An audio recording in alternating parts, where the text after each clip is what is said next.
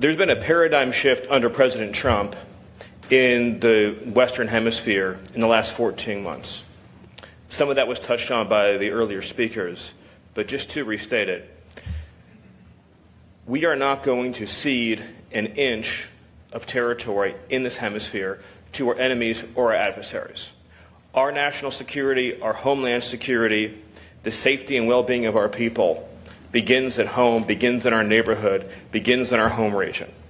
And for too long, we have allowed foreign enemies, foreign adversaries, and enemy terrorist organizations to control territory and spaces in this hemisphere where they can project power, project threats, and directly threaten the lives of your citizens and our citizens.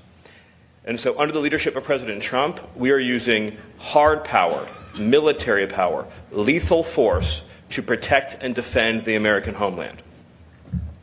Not a single one of your nations should tolerate the existence of a single square mile of territory that is under the control of any entity other than the sovereign governments of your country.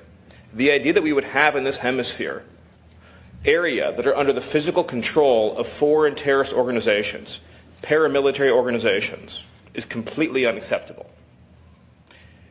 The cartels that operate in this hemisphere are the ISIS and the Al Qaeda of the Western Hemisphere, and should be treated just as brutally and just as ruthlessly as we treat those organizations.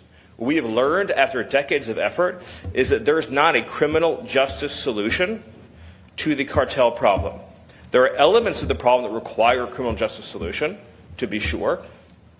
But just as we fought Al Qaeda and fought ISIS with the tip of a very lethal spear, the reason why this is a conference with military leadership and not a conference of lawyers is because these organizations can only be defeated with military power.